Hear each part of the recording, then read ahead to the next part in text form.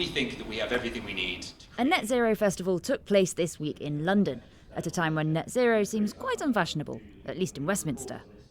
We seem to have defaulted to an approach which will impose unacceptable costs on hard-pressed British families. So what was the vibe like? The festival showcases technology and innovations that are either going to help us reduce our emissions or offset them. So let's see what we can find.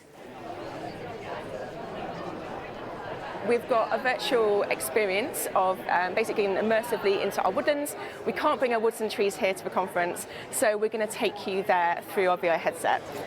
What we've got on today is a game, a spin the wheel, where essentially what we will do is we will plant a tree in your name.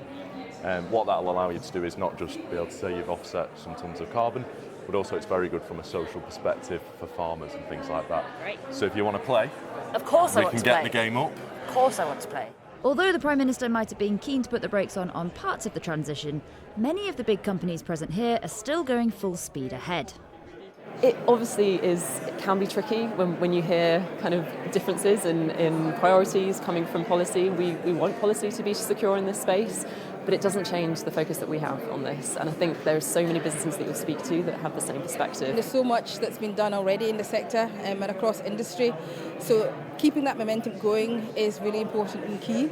And also the discussions and collaborations that have been happening anyway, regardless of government policy, are sure to continue. And actually we think it's even more important now that we keep on telling that story and listening to and understanding all the positive things that are happening all around the country.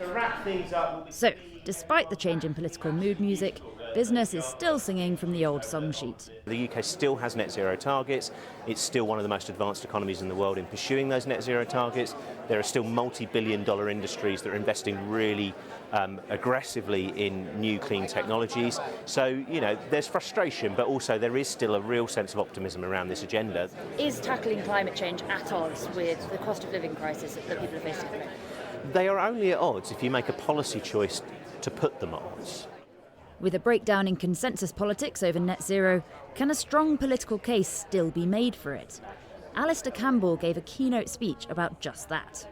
If you talk about cheaper bills, greater protection against the Putins and the petrostates of this world, and a kind of better, brighter future for your kids, what is not to love about that as a political strategy? The fact that you can have an event like this, that there are so many people. If you went around, you can spot the people that would have been here 10 years ago, but you can spot plenty of people that wouldn't have been here 10 years ago, and that's because I think the debate has shifted. And it's a debate that will be tested before long, with a general election looming. Mickey Carroll, Sky News.